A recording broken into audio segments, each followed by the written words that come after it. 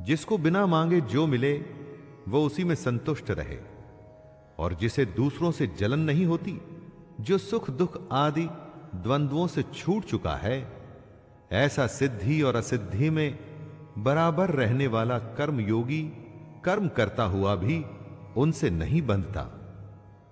कर्मयोगी की डेफिनेशन को समझाते हुए कृष्ण बता रहे हैं कि योगी को जो भी बिना इच्छा के मिल जाता है वो उसी में संतुष्ट रहता है।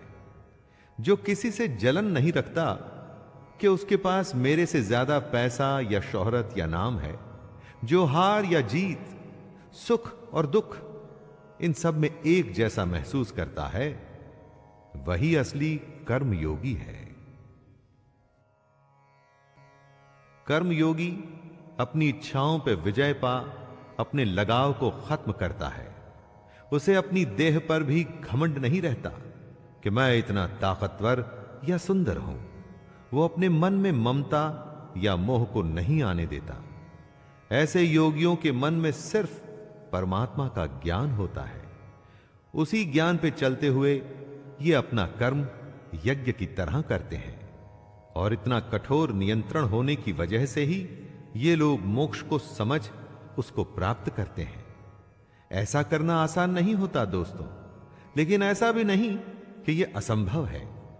यही बात कृष्ण बता रहे हैं कि कई लोग इस अवस्था को प्राप्त हो चुके हैं, कर्म योगी बन चुके हैं। कृष्ण कहते हैं जिसे यज्ञ में चढ़ाया जाए वो ब्रह्म है, और हवन करने के लिए जो द्रव्य इस्तेमाल में लाया जाए वो भी ब्रह्म है। साथ में जो हवन की अग्नि में आहुति दी जाए वो भी ब्रह्म है। ऐसे हवन को करने वाला योगी जो फल पाता है वो भी ब्रह्म है। ब्रह्म से यहां मतलब है सबसे बड़ा सत्य। चारों तरफ जो दुनिया आप देखते हैं ना दोस्तों, ये इसी सच का एक रूप है।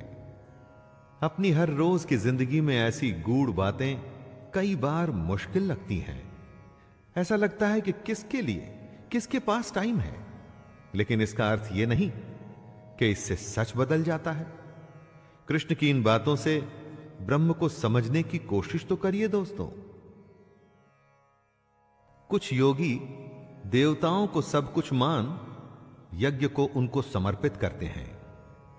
देवता का अर्थ है जिन भगवान के रूपों की हम पूजा करते हैं। यही यज्ञ का एक रूप होता है जो हमारे जैसे लोगों के लिए है। जो पहुंचे हुए कर्मयोगी होते हैं वो यज्ञ में अपना सब कुछ ब्रह्म को सौंपते हैं। उनका हर अनुष्ठान ब्रह्म के लिए होता है। चाहे आप राम, कृष्ण, शिव या दुर्गा या अपने किसी अभिष्ट को याद करके यज्ञ करें या ब्रह्म को सबसे बड़ा सच मान के कर्म करें, कोई फर्क नहीं पड़ता दोस्तों। बस ये ध्यान रखना है कि आपका कर्म भी एक यज्ञ है जिसमें आप उस ईश्वर को अपना सब कुछ सौंप के बस काम में लग जाते हैं। आग में कुछ भी डालो वो जल के भस्म हो जाता है। संयम को भी कृष्ण एक अग्नि बता रहे हैं।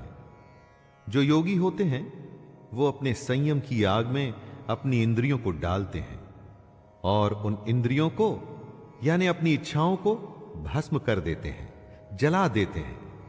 परंतु जो योगी नहीं होते, नादान होते हैं, वो ठीक इसका उल्टा करते हैं। वो अपना सब कुछ इन इंद्रियों में भस्म कर देते हैं। किसी ने कुछ कहा जिससे आपको गुस्सा आ गया, या किसी को देख आपके मन में जलन हुई कि उसकी कार मेरी कार से बड़ी कैसे, वगैरह वगैरह। बस इसी तरह की बातों में नादान लोग खुद को जला डालते हैं।